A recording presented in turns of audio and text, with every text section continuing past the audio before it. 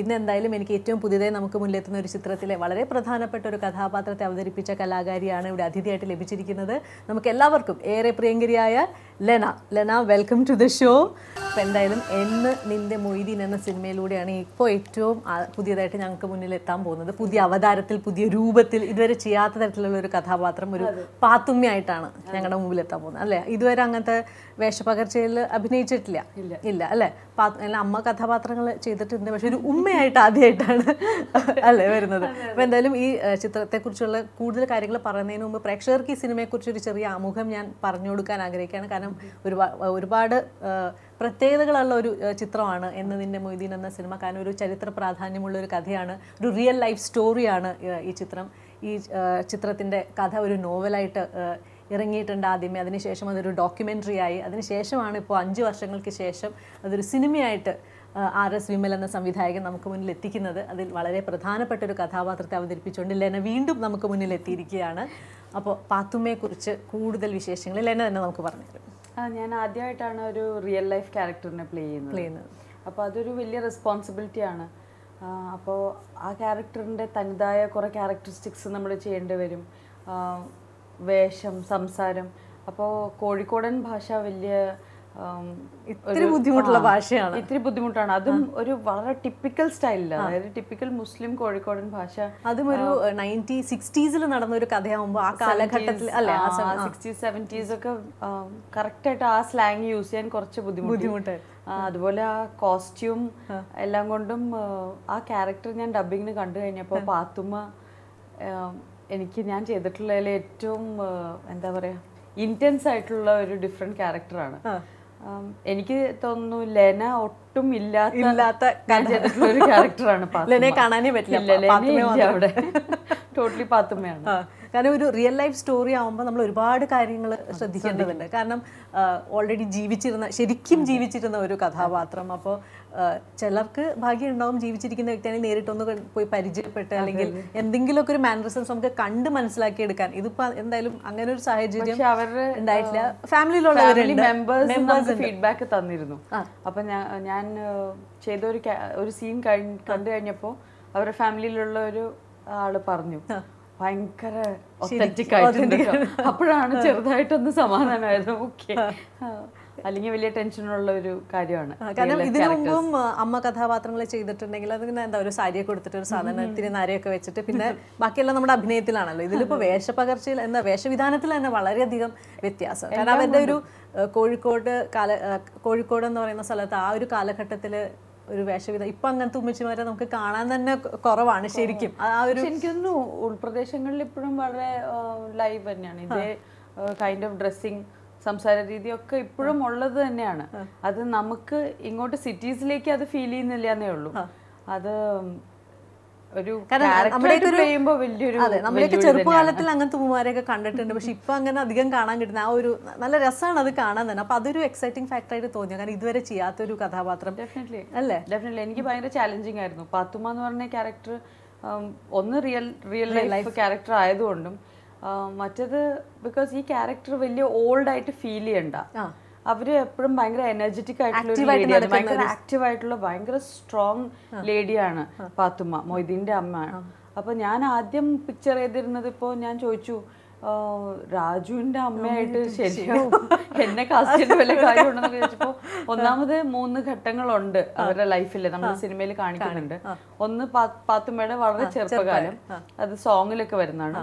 പിന്നെ പാത്തുമ്മയുടെ ഒരു 40s ഉണ്ട്, പിന്നെ പാത്തുമ്മയുടെ 50s 60s, ആ ടൈപ്പ് ഓഫ് ഒരു പ്രോഗ്രഷൻ ഉണ്ട് ക്യാരക്ടറിന്റെ. എല്ലാ ഏജ് ഗ്രൂപ്പും കാണിച്ചു പോകുന്നു. ത്രൂ ഔട്ട് ഈ ക്യാരക്ടറിന്റെ ഒരു ഏജിങ് പ്രോസസ് ഉണ്ട്. അപ്പൊ എന്നോട് പറഞ്ഞു, ഒന്ന് ആ ഏജിങ് പ്രോസസ്സിന് വേണ്ടിയിട്ടാണ്, രണ്ടാമത് ഇവര് ഭയങ്കര ബോൾഡ് ആയിട്ടുള്ള സ്ത്രീ, ഒട്ടും ഒരു ഡ്രൂപ്പിംഗ് ഒരു ഓൾഡ് ബോഡി ലാംഗ്വേജ് നമുക്ക് വേണ്ട, വളരെ ശക്തമായിട്ടുള്ള ഒരു ബോഡി ലാംഗ്വേജ് ആണ് വേണ്ടത്. അപ്പോൾ ഈ ഏജും ഫീൽ ചെയ്യണം, ഭയങ്കര ശക്തമാവണം എന്ന് പറഞ്ഞാൽ ഞാൻ കുറച്ച് ബുദ്ധിമുട്ടി. പക്ഷെ ഫൈനൽ റിസൾട്ട് ഭയങ്കര സാറ്റിസ്ഫൈങ് ആണ്. അല്ലേ, കാരണം എനിക്ക് തോന്നുന്നു ലെനയുടെ അഭിനയം സൂക്ഷ്മമായിട്ട് നിരീക്ഷിച്ചിട്ടുള്ള അല്ലെങ്കിൽ ഫോളോ ചെയ്യുന്നവർ ഇപ്പോൾ ഭയങ്കരമായിട്ട് കരഞ്ഞ് കണ്ണീരൊഴിക്കുന്ന ഇമോഷൻസ് കാണിക്കേണ്ട ആവശ്യം ലെന ചെയ്തിട്ടുള്ള കഥാപാത്രങ്ങളിൽ വന്നിട്ടില്ല. കാരണം എന്താ വെച്ചാൽ ഒരു ചെറിയ എന്താ പറയുക കണ്ണുകൊണ്ടുള്ള ഒരു ആക്ഷൻ അല്ലെങ്കിൽ നെറ്റി ചുളിക്കുമ്പോൾ തന്നെ എന്താണ് ഉദ്ദേശിച്ചതെന്ന് കാണികൾക്ക് മനസ്സിലാവും. അതുകൊണ്ട് തന്നെ ആയിരിക്കാം ചിലപ്പോൾ ഇത്രയും സ്ട്രോങ് ആയിട്ടുള്ള ഒരു ക്യാരക്ടറിന് വേണ്ടി ലെനയെ തിരഞ്ഞെടുത്തത് ആയിരിക്കാം. എന്തായാലും വിമൽ സർ എന്നെ ഈ ക്യാരക്ടറിന് സെലക്ട് ചെയ്തതുകൊണ്ട് എനിക്ക് വളരെ വളരെ രസകരമായിട്ടുള്ളൊരു ക്യാരക്ടർ എൻ്റെ ക്യാരക്ടർ ലിസ്റ്റിൽ കിട്ടിയിട്ടുണ്ട്. ഐ എം വെരി ഹാപ്പി ഫിൽമോഗ്രാഫിയിൽ പാത്തുമ്മ എന്ന ക്യാരക്ടറും കൂടെ ഉള്ളത്. എങ്ങനെയായിരുന്നു ശരിക്കും എൻ്റെ കംപ്ലീറ്റ് ഒരു വേഷവിധാനം എന്ന് പറയുന്നത്? എങ്ങനെയാണ് മറ്റേ കാതിൽ എല്ലാം കംപ്ലീറ്റ് നമ്മുടെ ഒരു ട്രഡീഷണൽ മുസ്ലിം ലേഡിയുടെ ഡ്രസ്സിംഗ് ആണ്. അവരുടെ ചെറുപ്പകാലത്തെ ഡ്രസ്സിംഗ് ഭയങ്കര ക്യൂട്ടാണ്. ഈ തട്ടമൊക്കെ ലൂസായിട്ടുള്ള തട്ടം ഇട്ടിട്ട്. സെക്കൻഡ് ഘട്ടത്തിൽ ഒരുപാട് ഓർണമെന്റ്സ് ഒക്കെ ഇട്ടിട്ടുള്ള ടൈപ്പാണ്. ഈ ഫുൾ കമ്മലുകളൊക്കെ കാതുകുത്തിയിട്ടുള്ളതാണ്. നിറച്ച് ഓർണമെന്റ്സ് ഒക്കെ ഇട്ടിട്ടുള്ള ഭയങ്കര കളർഫുൾ ഡ്രസ്സിങ്ങും ഭയങ്കര സിൽക്ക് ബ്ലൗസസ് ഒക്കെ. പിന്നെ ഈ വയസ്സായിട്ടുള്ള ഘട്ടത്തിൽ കുറച്ചും കൂടി ഡാർക്ക് ഷെയ്ഡ്സും ഈ ബ്ലൗസിന്റെ ഒക്കെ വ്യത്യാസമുണ്ട്. മറ്റേത് ഈ ബാക്കിൽ ഓപ്പൺ ആയിട്ടുള്ള ടൈറ്റ് ബ്ലൗസ് ആണ്. വയസ്സാകുമ്പോൾ കുറച്ചുകൂടി ഫ്രണ്ട് ഓപ്പൺ ബ്ലൗസും പ്ലെയിൻ കളർ തട്ടവും. പക്ഷെ ഇത് ത്രൂ ഔട്ട് ഉണ്ട്, എല്ലാ ഏജിലും ഇതുണ്ട്. ചെവി ഫുള്ളായിരുന്നു. ഭയങ്കര ടെറിഫിക് കോസ്റ്റ്യൂം ഡിസൈനിങ് ആണ്.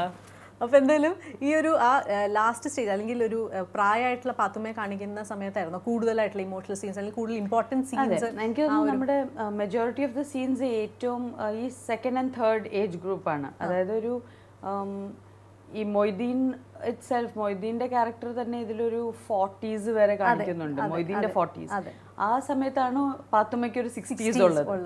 സോ എനിക്ക് തോന്നുന്നു ഈ ഇതിൽ സായി ചേട്ടന്റെ മേക്ക് ഓവർ കണ്ടാൽ നമ്മൾ ശരിക്കും അത്ഭുതപ്പെട്ടു പോകും. എന്താണെന്ന് വെച്ചാൽ ഇത് മേക്കപ്പ് ആണോ അതോ ഇനി ഇങ്ങനെയാണോ ഇപ്പോൾ അത്രയും ജെന്യുവൻ ആയിട്ട് ഫീൽ ചെയ്യുന്ന ഒരു ലുക്കാണ്.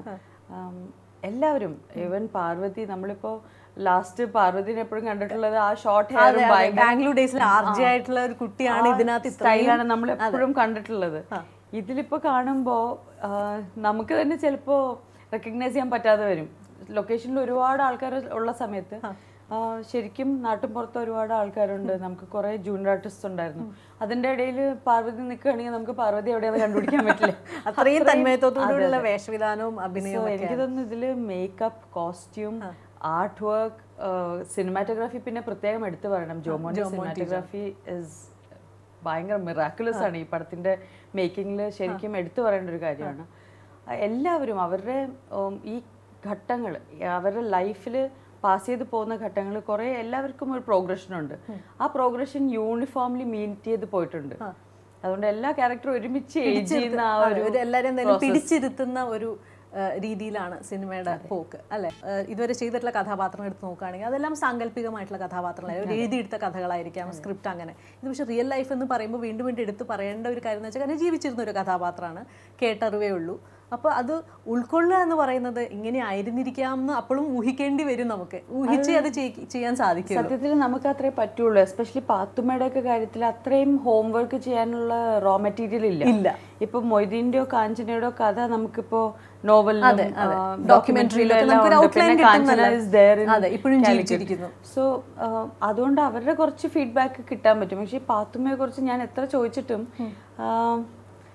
കുറെയൊക്കെ നമ്മുടെ ഇമാജിനേഷൻ വിട്ടേ പറ്റുള്ളൂ. അപ്പൊ ആ ഒരു എന്താ പറയാ ആർട്ടിസ്റ്റിക് ഫ്രീഡം ഞാൻ എടുത്തിട്ടുണ്ട്. പക്ഷെ ഹോപ്പ്ഫുള്ളി ഏറ്റവും അടുത്തായിരിക്കും ഈ റിയൽ ലൈഫ് ക്യാരക്ടറിനോട് ഏറ്റവും അടുത്തായിട്ട് നിൽക്കട്ടെ എന്ന് പ്രാർത്ഥിക്കുന്നു അല്ലേ. അപ്പോൾ ഇപ്പോൾ എന്തായാലും ശരിക്കുമുള്ള കാഞ്ചനമാല ഇപ്പോഴും ജീവിച്ചിരിക്കുന്നു. ഇതെല്ലാം ശരിക്കും ജീവിതത്തിൽ അനുഭവിച്ച വ്യക്തി ജീവിച്ചിരിക്കുകയാണ്. ഇപ്പോൾ അവരുടെ ഭാഗത്തു നിന്നൊരു ഫീഡ്ബാക്ക് അല്ലെങ്കിൽ അവരെ നേരിട്ട് കാണാനുള്ള അവസരം ഉണ്ടായി? എനിക്ക് കാണാൻ പറ്റിയിട്ടില്ല. പിന്നെ എനിക്ക് ഈ കാഞ്ചന എന്ന് പറയുന്ന ക്യാരക്ടറായിട്ട് തന്നെ എൻ്റെ ഇൻവോൾവ്മെന്റ് മച്ച് ലെസ് ആണ്. ഓക്കെ. അപ്പോൾ എനിക്ക് സത്യത്തിൽ ആ ഒരു എന്താ പറയാ ഹോംവർക്കിന്റെ ആവശ്യം ഉണ്ടായിരുന്നില്ല. പിന്നെ ഞാൻ വിചാരിച്ചു ഇത് ഞാൻ പോയിട്ട് ഒരു റിയൽ ലൈഫ് ക്യാരക്ടർ മീറ്റ് ചെയ്ത് കഴിഞ്ഞാൽ ചിലപ്പോ കൺഫ്യൂഷൻ ക്രിയേറ്റ് ചെയ്യുമെന്നുള്ളത്. അപ്പൊ അതുകൊണ്ട് ഞാൻ മീറ്റ് ചെയ്തിട്ടില്ല. എന്തായാലും നമ്മുടെ ഇമാജിനേഷൻ പോലെ അല്ലെങ്കിൽ ഒരു ആർട്ടിസ്റ്റിൽ നിന്ന് എന്താണ് ഉദ്ദേശിക്കുന്നത് അതേ രീതിയിൽ അങ്ങ് അഭിനയിക്കാൻ അല്ലേ. അപ്പൊ എന്തായാലും ഇപ്പോൾ ലെന അഭിനയിച്ചിട്ടുള്ള ചിത്രങ്ങൾ എടുത്ത് നോക്കുമ്പോൾ അപ്പോൾ നായികയേക്കാൾ കൂടുതൽ പ്രാധാന്യമുള്ള നല്ല നല്ല കഥാപാത്രങ്ങൾ കിട്ടിയിട്ടുള്ള ഒരു ഭാഗ്യം ചെയ്ത ഒരു ആർട്ടിസ്റ്റാണ് ശരിക്കും ലെന. അപ്പോൾ ആ ഒരു ആംഗിളിൽ നോക്കുമ്പോൾ അമ്മ കഥാപാത്രങ്ങൾ കുഴപ്പമില്ല, ഞാനതിന് ഏബിൾ ആണെന്ന് തോന്നിയതുകൊണ്ടാണ് തീർച്ചയായിട്ടും എന്നെ അതിനെ വിളിക്കുന്നത്. അങ്ങനെ ഒരു ലിമിറ്റേഷൻ മനസ്സിൽ എപ്പോഴെങ്കിലും തോന്നിയിട്ടുണ്ടോ? കാരണം ഇപ്പോൾ ദുൽഖറിൻ്റെ അമ്മയായിട്ട് അഭിനയിച്ചു, ആസിഫിൻ്റെ അമ്മയായി, ഇപ്പോൾ ദാ പൃഥ്വിരാജിൻ്റെ അമ്മയായിട്ട് വരുന്നത്. അതൊരു എങ്ങനെയാണ് ലെന അതെങ്ങനെ എടുക്കുന്നത്? ഒരു കോംപ്ലിമെൻ്റ് എന്നുള്ള രീതിയിലാണോ, അല്ലെങ്കിൽ ഞാനത് കുറച്ച് മാറി വിട്ട് ചിന്തിക്കേണ്ടിയിരിക്കുന്നു എന്ന് എപ്പോഴെങ്കിലും തോന്നിയിട്ടുണ്ടോ? സത്യത്തിൽ ഈ അമ്മ ക്യാരക്ടേഴ്സ് എന്ന് നിങ്ങൾ മീഡിയക്കാരാണ് അതിനെ സ്ലോട്ട് ചെയ്യുന്നത്. വിക്രമാദിത്യൻ എന്ന ആ പടത്തിൽ ഞാൻ ചെയ്ത ലക്ഷ്മി എന്ന ക്യാരക്ടർ ആക്ച്വലി ആ പടത്തിന്റെ തുടക്കത്തിൽ എൻ്റെ പെണ്ണ് കാണലാണ്. എന്നിട്ട് എല്ലാ കാലഘട്ടവും 25 വയസ്സ് മുതൽ 55 വയസ്സ് വരെ കാണിക്കും. ഈ ദുൽഖർ സൽമാൻ എന്ന് പറയുന്ന സൂപ്പർ സ്റ്റാറിന്റെ അമ്മയായിട്ട് ആ പടത്തിന്റെ അവസാനമായിട്ട് കാണുന്നുണ്ട്. അത് അമ്മ character. That is very unfair. നിങ്ങൾ ചെയ്യുന്ന തെറ്റാണ് ഞങ്ങളോട്. അല്ല, അപ്പൊ അങ്ങനെ ഇനി ആരും നോക്കാൻ പാടില്ല. കാരണം ഇപ്പോ എന്നും നിന്റെ മൊയ്തീനിലാണെങ്കിലും മൊയ്തീന്റെ അമ്മ മാത്രമല്ല, ഈ ക്യാരക്ടറിന് വേറെ ജീവിതമുണ്ട് മൊയ്തീൻ ജനിക്കുന്നതിന് മുമ്പ്. അപ്പൊ അതൊരു ഞാൻ എപ്പോഴും ഈ ക്യാരക്ടേഴ്സിനെ കാണുന്നത് ഒരു വെല്ലുവിളിയായിട്ടാണ്. It's a huge challenge for an actor. എന്ന് വെച്ചാൽ നമ്മൾ ഈ ഏജ് ഡിഫറൻസ് കാണിക്കുക, ഇതൊക്കെ ആണ് എനിക്ക് തോന്നിയിട്ടുള്ള കുറച്ച് എന്താ വൈബ്രന്റ് ആയിട്ടുള്ള കാര്യങ്ങൾ ഒരു ക്യാരക്ടർ ചെയ്യുമ്പോൾ. ഒരു ക്യാരക്ടറിൽ തന്നെ പല ഏജ് ഗ്രൂപ്പ് കാണിക്കും. അതിന്റെ ഏജ് ഗ്രൂപ്പ്, അതിന്റെ വേരിയേഷൻസ്, അതിന്റെ ഡെപ്ത്സിലേക്ക് പോകാൻ പറ്റുന്ന ഇങ്ങനെ ഉള്ളൂ. എപ്പോഴും വെറുതെ ഭംഗിയായിട്ട് നല്ല മേക്കപ്പ് ഇട്ട് നല്ല ഡ്രസ് ഇട്ട് വെറുതെ പാടി നടക്കുക എന്നുള്ളത് എനിക്കതൊരു ആക്ടിങ്ങിൽ ഒരു വെല്ലുവിളിയായിട്ട് തോന്നിയിട്ടില്ല. ആൻഡ് എനിക്കിതൊക്കെ അമ്മ വേഷങ്ങളായിട്ട് എൻ്റെ മനസ്സിലൊരിക്കലും സ്ട്രൈക്ക് ചെയ്തിട്ടില്ല. ഇത് അമ്മ വേഷങ്ങളല്ല. അമ്മ വേഷങ്ങൾ മാത്രം ചെയ്യാനാണെങ്കിൽ ഇപ്പോഴും നമുക്ക് ഇഷ്ടം പോലെ വെറ്ററൻ ആക്ട്രസസ് ഉണ്ട്. അന്ന് അവരെ വിളിച്ചാൽ പോരെ. നമുക്ക് ഈ ഏജ് ഡിഫറൻസ് കാണിക്കാനുള്ളതുകൊണ്ടാണ്. അപ്പോൾ തീർച്ചയായും അതിനെ അമ്മ വേഷങ്ങൾ എന്ന് വിളിക്കാതിരുന്നാൽ വളരെ ഉപകാരമായിരുന്നു. ഇനി അമ്മ വേഷങ്ങൾ എന്ന് പറയുന്നില്ല. കാരണം ഈ ആസിഫിന്റെ അമ്മയായിട്ട് അസുരവിത്തിൽ അഭിനയിച്ചെങ്കിൽ അത് ആ ക്യാരക്ടർ ജനിക്കുന്നത് ഈ അമ്മയ്ക്ക് 13 വയസ്സുള്ളപ്പോഴാണ്. അതാണ് സ്റ്റോറിയുടെ ക്രക്സ്. അപ്പൊ അതിന് വീണ്ടും ഒരു അമ്മ വേഷമാക്കിയാൽ എന്നാൽ 55 വയസ്സുള്ള ഒരു ആക്ട്രസിനെ കൊണ്ട് ചെയ്യിച്ചാൽ മതിയല്ലോ. അപ്പൊ ഇതാണ് നമ്മളെപ്പോഴും ചോദിക്കുക, അമ്മ വേഷം എന്ന് പറഞ്ഞാൽ അത് എന്ത് ഏജ് ഗ്രൂപ്പിൽ? അപ്പോഴാണ് സ്റ്റോറി അൺഫോൾഡ് ചെയ്യുമ്പോൾ നമുക്ക് മനസ്സിലാവും എന്തുകൊണ്ടാണ് നമ്മളെ അപ്രോച്ച് ചെയ്തിട്ടുള്ളത്. പക്ഷെ എനിക്ക് ഈ മീഡിയ പ്രഷർ കാരണം ഞാൻ ഇനി അമ്മ വേഷങ്ങൾ ചെയ്യുന്നില്ല എന്ന് പറഞ്ഞിട്ടുണ്ട്. അല്ല, ഞാനത് ഓൾറെഡി ഓപ്പൺലി പറഞ്ഞു കഴിഞ്ഞ കാര്യമാണ്. അതെന്താ വെച്ചാൽ അത് തന്നെ ബോറടിയാണ്. ഇനി വീണ്ടും എല്ലാ പടത്തിലും 25 വയസ്സ് വരെ 55 വയസ്സ് വരെ പ്ലേ ചെയ്യണം എന്ന് പറഞ്ഞാൽ അത് തന്നെ ബോറടിയാണ്. അപ്പോൾ വെറൈറ്റി ആണ് സത്യത്തിൽ ഒരു ആക്ടറിന് കിട്ടാവുന്ന ഏറ്റവും വലിയ ഫ്യൂവൽ. എന്ന് വെച്ചാൽ നമുക്ക് അടുത്ത ക്യാരക്ടർ ചെയ്യാൻ പോകുന്ന എന്താണ്, ടോട്ടലി പുതുമയുള്ള ഒരു സാധനം ആയിരിക്കണം എന്നാണ് നമ്മുടെ ഒക്കെ ആഗ്രഹം. അപ്പോൾ ഈ ഒരു ടൈപ്പ് കാസ്റ്റിംഗ് അവോയ്ഡ് ചെയ്യാൻ തന്നെയാണ്. ലെനയുടെ അഭിപ്രായത്തിൽ ഇങ്ങനെ പല ഏജ് ഗ്രൂപ്പ്, ഒരു അമ്മയുടെ തന്നെ പല ഏജ് ഗ്രൂപ്പ് കാണിക്കേണ്ടി വന്നുകൊണ്ടാണ് ലെനയെ തെരഞ്ഞെടുത്തതെന്ന് പറഞ്ഞിട്ടുള്ളത്. അതെ, പക്ഷെ അതല്ലാതെ കംപ്ലീറ്റ്ലി അമ്മയായിട്ടുള്ള ഒരു 55 തുടക്കത്തിൽ 55-60 വയസ്സുള്ള ഒരു അമ്മ വേഷമാണെങ്കിൽ ആക്സെപ്റ്റ് ചെയ്യാം? ഇല്ല, എന്തിനാ? ഞാനിപ്പോ എനിക്ക് ഒരുപാട് ബഹുമാനമുള്ള KPSC ലളിത ചേച്ചി, അങ്ങനെ ഇഷ്ടംപോലെ ആൾക്കാരുണ്ട്. എന്തിനാ ഞാൻ അവരൊക്കെ ഭാരവയ്ക്കുന്നത്?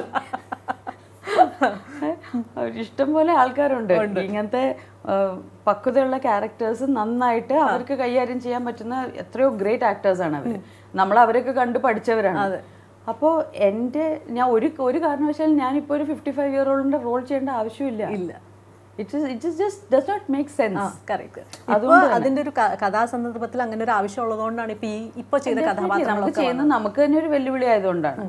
അല്ലാതെ ഒരു പോയിന്റ് പ്രൂവ് ചെയ്യാൻ വേണ്ടിയിട്ടോ അതോ ഇപ്പോൾ നമുക്ക് വേറെ സിനിമയൊന്നും ഇല്ല എന്നാൽ പിന്നെ വയസ്സായിട്ടുള്ള ക്യാരക്ടേഴ്സ് പ്ലേ ചെയ്യാം എന്നുള്ളതല്ല. ഇപ്പൊ ഞാൻ ഇതിന്റെ ഇടയിൽ ചെയ്തിട്ടുള്ള വെറൈറ്റീസ് ഓഫ് ക്യാരക്ടേഴ്സ് ഒരുപാടാണ്. വെറൈറ്റി. അതെ, ഒരു 2011 മുതൽ ഇങ്ങോട്ടേക്ക് നോക്കുകയാണെങ്കിൽ ഒരു വർഷത്തിൽ 12-13 കൂടുതൽ സിനിമകൾ ചെയ്തിട്ടുള്ള, അതും നല്ല നല്ല ക്യാരക്ടർ റോൾസ് കിട്ടിയിട്ടുള്ള ഒരു ആർട്ടിസ്റ്റാണ് അല്ലേ. അതുകൊണ്ട് എനിക്ക് തന്നെ തോന്നി ഇപ്പൊ ചിലപ്പോൾ ഞാനിത് ആക്സെപ്റ്റ് ചെയ്യുന്നോണ്ടായിരിക്കും ഇങ്ങനത്തെ ക്യാരക്ടേഴ്സ് ഇനിയും എഴുതുമ്പോഴേ അങ്ങനെ എഴുതുന്നതെന്ന് എനിക്കറിയില്ല. ഈ ഒരു 25 തൊട്ട് 55 എന്നൊക്കെ പറഞ്ഞ്. പക്ഷെ ഡെഫിനറ്റ്ലി ചാലഞ്ചിങ് റോൾസ് ആണ്, ഒരുപാട് എൻജോയ് ചെയ്തിട്ടുണ്ട് ചെയ്ത്. പക്ഷെ എനിക്ക് തോന്നുന്നു ഇനി അമ്മ ക്യാരക്ടേഴ്സ് ചെയ്യണമെങ്കിൽ കുറച്ചും കൂടെയും നാള് Wait വെയിറ്റ് ചെയ്തിട്ട് മതി. നമുക്ക് ഇനി മേക്കപ്പ് ചെയ്ത് ആക്കേണ്ടി വരാത്ത സമയത്ത് ചെയ്യാം അല്ലേ? നാച്ചുറൽ ആയ അമ്മ ലുക്ക് വരണ സമയത്ത് ഞാൻ ഇനി അങ്ങനെ ചെയ്യുന്നത് അല്ലേ? ഇപ്പോൾ ഒരു ക്യാരക്ടറിനെ വിളിക്കുമ്പോൾ അല്ലെ ഏറ്റവും എക്സൈറ്റിംഗ് ആയിട്ട് തോന്നുന്നത് ശരിക്കും എന്തായിരിക്കും? ഏത് ഒരു ക്യാരക്ടർ ഇപ്പോൾ ഒരു ഡയറക്ടർ അല്ലെങ്കിൽ ഒരു സ്ക്രിപ്റ്റ് റൈറ്റർ ഒന്ന് പറയാണ്, എന്തായിരിക്കും അതിനകത്ത് ഒരു എക്സ് ഫാക്ടർ അല്ലെങ്കിൽ ഒരു പെട്ടെന്ന് സ്ട്രൈക്ക് ചെയ്യുന്ന ഒരു ഇതെന്തായിരിക്കും? ഫസ്റ്റ് ഇപ്പോൾ എന്നെ വിളിക്കുന്ന ക്യാരക്ടർ, ആ ക്യാരക്ടറിൽ എന്തെങ്കിലും ഒരു എന്താ പറയുക അഭിനയ മുഹൂർത്തങ്ങളോ അല്ലെങ്കിൽ എന്തെങ്കിലും സ്പെഷ്യൽ ക്വാളിറ്റീസ് ഉള്ള ഒരു ക്യാരക്ടറോ അല്ലെങ്കിൽ ഇപ്പം ഇറ്റ്സ് ഓൾ ആ ക്യാരക്ടറിനെ ചുറ്റിപ്പറ്റിയിട്ടുള്ള കാര്യങ്ങളാണ് ഫസ്റ്റ് ഞാൻ നോക്കുക. അത് സാറ്റിസ്ഫാക്ടറി ആണെങ്കിൽ കൂടെ ആക്ട് ചെയ്യുന്നവർ, കൂടെ വർക്ക് ചെയ്യുന്നവർ, complete cast and crew important ആണ്. അങ്ങനെയാണ് അതിൻ്റെ ഒരു പ്രോഗ്രഷൻ. പക്ഷെ ഫസ്റ്റ് എനിക്ക് തന്നിട്ടുള്ള ക്യാരക്ടർ സാറ്റിസ്ഫാക്ടറി ആയിട്ട് അല്ലേ? ഇതുവരെ ചെയ്തിട്ടുള്ള എല്ലാം വളരെ മനസ്സിനോട് അടുത്ത് നിൽക്കുന്ന കഥാപാത്രങ്ങളാണ്. ഒന്നും റിഗ്രറ്റും അങ്ങനത്തെ കാര്യങ്ങളൊന്നും ഇല്ല. ആ ഒരു ഇതിൽ നോക്കുമ്പോൾ എന്ന് നിന്റെ മൊയ്തീനിലെ പാത്തുമ്മയാണ് ഇപ്പൊ മനസ്സിൽ ഏറ്റവും ശരിക്കും എനിക്ക് ഭയങ്കര പ്രിയപ്പെട്ട ക്യാരക്ടറാണ് പാത്തുമ്മ. അപ്പൊ ഈ പാത്തുമ്മ ആവാൻ വേണ്ടി എന്തൊക്കെ പ്രിപ്പറേഷൻസ് ലെനയുടെ ഭാഗത്ത് നിന്ന് ഉണ്ടായിരുന്നു? ഒരുപാട് പ്രിപ്പറേഷൻ ഉണ്ടായിട്ടുണ്ട്. കാരണം ഒരു എന്താ കോസ്റ്റ്യൂം റെഡിയാണ്, മേക്കപ്പ് അതൊക്കെ ഓക്കെ, പക്ഷെ അതിനെല്ലാം നമ്മൾ ആ കോസ്റ്റ്യൂമിൽ കംഫർട്ടബിൾ ആവണം. നമ്മളെ കാണുമ്പോ ആദ്യമായിട്ടാണ് ഈ ഡ്രസ് ഇട്ടിരിക്കുന്നത് തോന്നാൻ പാടില്ല. അപ്പോൾ അതിനുള്ള ഒരു മെന്റൽ പ്രിപ്പറേഷൻ ആണ്. ഞാൻ എന്ന് വെച്ചാൽ വീട്ടിലിങ്ങനെ തട്ടവിട്ട് നടക്കല്ലായിരുന്നു. പക്ഷെ നമ്മുടെ ഒരു മെന്റൽ പ്രിപ്പറേഷൻ ഉണ്ട്. അത് നമ്മൾ എങ്ങനെയായിരിക്കും, അതൊരു പ്രത്യേക ഉള്ളിലെ ഒരു ഹോംവർക്കാണ്. അപ്പോൾ ആ ഡയലക്റ്റും, അപ്പോൾ എനിക്ക് പരിചയമുള്ള ഒരുപാട് മുസ്ലിം ലേഡീസ് ഉണ്ട്. അപ്പൊ അവരുടെ ഒക്കെ ക്യാരക്ടറിസ്റ്റിക്സ് ഒക്കെ ഇങ്ങനെ ആലോചിച്ച് അവരുടെ ഒരു നിപ്പും അവരുടെ ഇരിപ്പ്, അവർ നടക്കുന്ന രീതി, ഇതൊക്കെ നമ്മുടെ മനസ്സിൽ ഇങ്ങനെ പോയിക്കൊണ്ടിരിക്കും. ഈ ലാംഗ്വേജ് ആയിരുന്നു എനിക്ക് ആക്ച്വലി ഭയങ്കര ബുദ്ധിമുട്ട് തോന്നിയത്. എന്ന് വെച്ചാൽ ഞാൻ തൃശ്ശൂർക്കാരിയാണ്. അപ്പൊ കോഴിക്കോടൻ ഭാഷ, അതും മുസ്ലിം സ്ലാങ് വേർഡ്സ് ഒക്കെ ഡിഫറെന്റ് ആണ്. ചില വേർഡ്സ് ഒക്കെ എനിക്ക് ആക്ച്വലി ചോദിച്ച് പഠിക്കേണ്ടി വന്നു, എന്താ ഇതിന്റെ അർത്ഥം എന്ന് ചോദിച്ചിട്ട്. അപ്പൊ അതായിരുന്നു ബേസിക് ഹോംവർക്ക്. പക്ഷെ ഫസ്റ്റ് ഡേയിൽ തന്നെ എനിക്ക് വിമൽ തന്ന ക്യാരക്ടർ, ഈ സീൻ ഏറ്റവും ഡിഫിക്കൽട്ട് ആയിട്ടുള്ള ആ പടത്തിലെ പാത്തുമ്മയുടെ ഏറ്റവും ഇന്റൻസ് സീനാണ് എനിക്ക് കിട്ടുന്നത്. ഏത് ഏജ് ഗ്രൂപ്പിലത്തെ സീനാണ് ആദ്യം ഷൂട്ട് ചെയ്തത്? ലാസ്റ്റ് ഏജ് ഗ്രൂപ്പിൽ. അപ്പൊ അത് ഭയങ്കര ഇന്റൻസ് സീനാണ്. ഞാൻ ഞെട്ടിപ്പോയി. ആദ്യത്തെ ദിവസം ഈ ക്യാരക്ടർ ആവുന്നതിന് മുമ്പേ തന്നെ ഇതാണോ തന്നിരിക്കുന്നത് ആലോചിച്ച് അവർ ആക്ച്വലി നമ്മൾ ഫുൾ ഡേ അത് നന്നായിട്ട് റിഹേഴ്സ് ചെയ്ത് ട്രൈ ചെയ്ത് നമ്മുടെ ആർട്ട് വർക്ക് കുറച്ച് തീരാനുണ്ടായിരുന്നു. അപ്പൊ അതുകൊണ്ട് അത് ഇട്ട് തന്നത്. അപ്പൊ ഞാൻ അത് പഠിച്ച് പെർഫെക്റ്റ് ആയപ്പോഴേക്കും നെക്സ്റ്റ് ഡേ ആ സീൻ എടുത്തോളൂ. അതുകൊണ്ട് എനിക്ക് തോന്നുന്നു ഈ പടത്തിലെ എൻ്റെ ബെസ്റ്റ് സീനാണത്. അതാണ് ആദ്യം ഷൂട്ട് ചെയ്തത്. പിന്നെ ഈ പാത്തുമ്മ ക്യാരക്ടർ ഞങ്ങൾക്ക് ട്രെയിലർ മാത്രമേ കാണാൻ കിട്ടിയിട്ടുള്ളൂ. പിന്നെ ആകെ കിട്ടിയത് ഈ സിനിമ റിലീസ് ചെയ്യുന്നതിന് മുമ്പ് ആദ്യം ചെയ്ത ഒരു ഡോക്യുമെന്റ്, അതൊരു കഥയുടെ ഔട്ട്ലൈൻ മനസ്സിലാക്കാൻ ഞങ്ങൾക്ക് അതേ ഒരു വഴി ഉണ്ടായിരുന്നുള്ളൂ. അപ്പോൾ ഈ ക്യാരക്ടർ ഇങ്ങനെ എന്താ ബീഡി വലിക്കുന്ന അല്ലെങ്കിൽ ചുരുട്ട് വലിക്കുന്ന ഒരു ക്യാരക്ടറായിട്ടാണ് ചിത്രീകരിച്ചിരിക്കുന്നതെന്ന് പറഞ്ഞു. അപ്പൊ അതൊക്കെ എങ്ങനെയാണ് അതൊക്കെ ശരിക്കും? അത് അവരുടെ റിയൽ പാത്തുമ്മയുടെ റിയൽ ക്യാരക്ടറിസ്റ്റിക് ആയിരുന്നു. അവര് ചുരുട്ടി വലിക്കുന്ന ഒരു ലേഡി ആയിരുന്നു. അത് മുസ്ലിം സമുദായത്തിൽ ആ സമയത്ത് വളരെ അക്സെപ്റ്റബിൾ ആയിട്ടുള്ള ഒരു ഇതായിരുന്നു.